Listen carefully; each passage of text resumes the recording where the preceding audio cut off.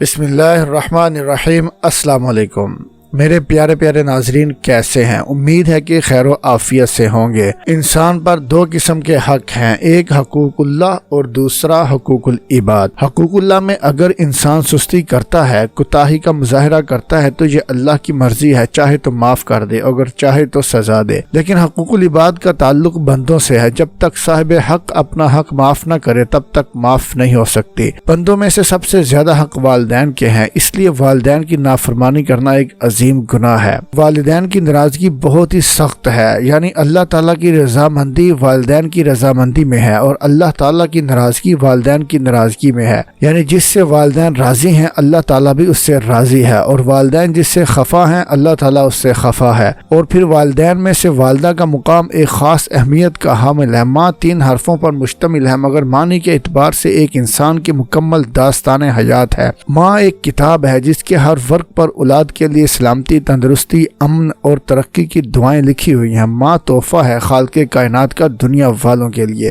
ماں ایک عظیم رشتہ ہے، ماں ایک بہترین رہبر ہے، ماں سراپا محبت ہے۔ امام بخاری رحمہ اللہ بیان کرتے ہیں کہ ایک مرتبہ حضرت ابن عمر بیت اللہ کا طواف کر رہے تھے تو انہوں نے ایک نوجوان کو دیکھا اپنی بوڑھی ماں کو کندھوں پر اٹھائے ہوئے بیت اللہ کا طواف کر رہا ہے، تو اس نے ابن عمر کو دیکھ کر کہا، اے عمر کے بیٹے، کیا میں نے اپنی ماں کا حق ادا کر دیا ہے؟ تو ابن عمر رضی اللہ عنہما نے جواب دیا، اے نوجوان، تو نے اپنی ماں کی ایک آہ کا بھی بدلہ ادا نہیں کیا۔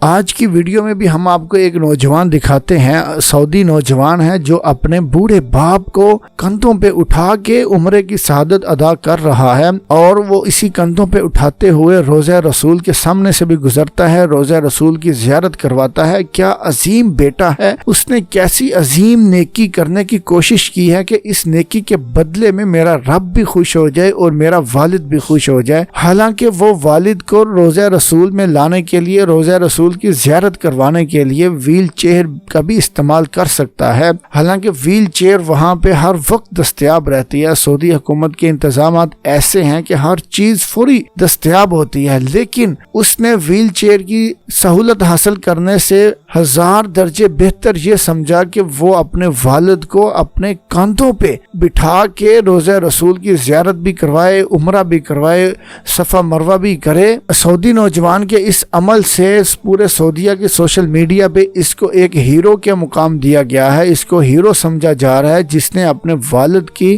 بہت عظیم خدمت کی ہے۔ یہ پوری دنیا میں بھی ویڈیو چل رہی ہے جہاں ہر ایک اس نوجوان کے لیے تعریفات کے کلمات ادا کر رہا ہے کہ اس نے بہت بڑی کوشش کی ہے کہ میرا رب اور میرا والد خوش ہو جائے، جبکہ والدین جو اپنی اولاد کے لیے تکالیف برداشت کرتے ہیں وہ اس کا اولاد حق ادا کر ہی نہیں سکتی۔ تاریخ میں ایک نوجوان کا واقعہ ملتا ہے کہ جس نے اپنی بوڑھی ماں کو کندھے پر بٹھا کر حج کرایا، بیت اللہ کا طواف کیا، صفا مروہ پہ دوڑ لگائی، منا و مزدلفہ میں قیام کیا، عرفات کے میدان میں دعائیں کی، ملتزم کو چمٹ کر رویا، حجر اسود کو بوسہ دیا، مقام ابراہیم پر نماز ادا کی اور اپنے گناہوں کی رب سے بخشش مانگی۔ ارکان حج ادا کرنے کے بعد دل میں خیال مچلا کہ شاید میں نے اپنی ماں کا حق ادا کر دیا ہے۔ اسی رات خواب دیکھا کہ کوئی کہنے والا کہہ رہا تھا کہ اے نوجوان، تو کیا سمجھتا ہے کہ تو نے اپنی ماں کا حق ادا کر دیا ہے؟